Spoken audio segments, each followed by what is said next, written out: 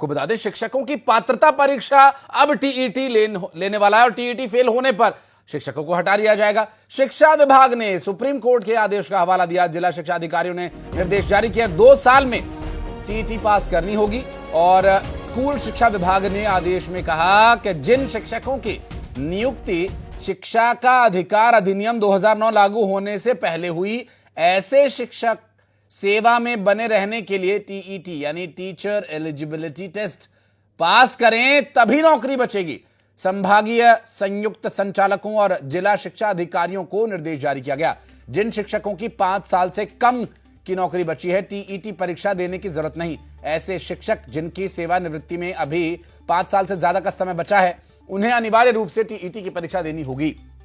आदेश जारी होने के 2 साल के भीतर टीईटी परीक्षा पास करना भी अनिवार्य है, शिक्षा विभाग का कहना है।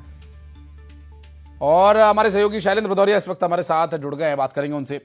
शैलेंद्र, अभी जिस तरह के नियम या सुप्रीम कोर्ट के आदेशों का हवाला दिया जा रहा है, इसे धरातल पर उतारने के लिए क्या कोशिशें हो रही हैं? औपचारिकताओं की अगर बात करें तो वो कैसे पूरी होंगी? कब एग्जाम होगा? क्या कोई फॉर्म फिल करना होगा या फिर शिक्षा विभाग अपने आप अपने स्तर पर स्कूलों में ही इस सब का आयोजन करेगा?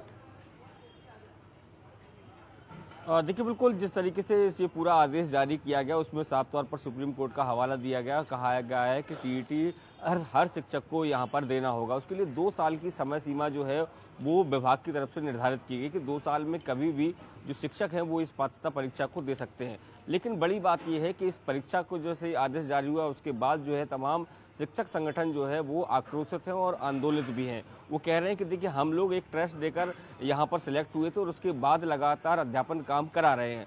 कई शिक्षक ऐसे हैं जिनको 20 से 25 साल की सेवा देते हुए हो गए हैं, लेकिन ऐसे में एक बार फिर उनको परीक्षा देनी होगी, ये बात उनके गले नहीं उतर रही। और यही कारण है कि अब एक बड़े आंदोलन की तैयारी में भी शिक्षक संगठन है, क्योंकि हमने पहले भी देखा था संविदा जो कर्मी थे उनको लेकर भी सरकार ने इस तरह का आदेश निकाला था कि यदि उनको नियमित होना है तो फिर से पात्रता परीक्षा देनी होगी, और वो भी फ्रेशर्स के साथ। तो इसको लेकर उन्होंने भी एक लंबा आंदोलन किया था। उसके बाद सरकार ने अपना फैसला बदला था, क्योंकि कहीं ना कहीं ये बड़ा सवाल होता है कि जो लोग लंबे समय से विभाग में काम कर रहे हैं, चाहे वो अध्यापन कार्य की अगर शिक्षकों की बात हो या फिर जो दूसरे संविदा कर्मचारी थे, वो भी इसी बात को कह रहे थे कि भले ही वो संविदा कर्मचारी हैं लेकिन वो काम जो है जो नियमित कर्मचारी करता है उसी तरह का काम वो कर रहे हैं। तो ऐसे में उनके लिए अलग से पात्रता परीक्षा कराने की आवश्यकता क्या है?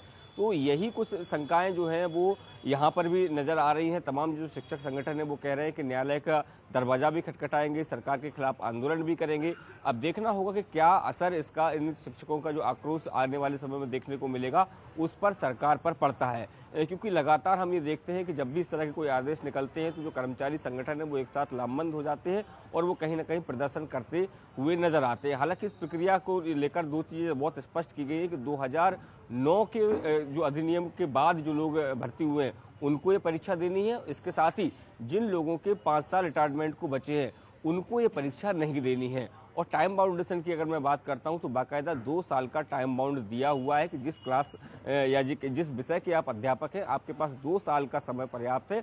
उस दौरान अगर आप चाहें तो अपनी तैयारी कर लीजिए, क्योंकि यदि आप तैयारी नहीं करते हो, परीक्षा में फेल होते हैं तो आपको विभाग जो है वो बाहर कर देगा। ये सबसे बड़ा संकट जो है वो अध्यापकों के सामने है। अब देखना होगा कि ये कब तक ये परीक्षाएं हो पाती हैं और क्या कर्मचारी संगठन जो लगातार हड़ताल पर जाने की बात कर रहे हैं, विरोध प्रदर्शन की बात कर रहे हैं, उसका असर कितना देखने को मिलता है। जी, जाहिर है, बहुत शुक्रिया आपका इस पूरे मामले पर बातचीत करने और जानकारी देने के लिए शैलेंद्र।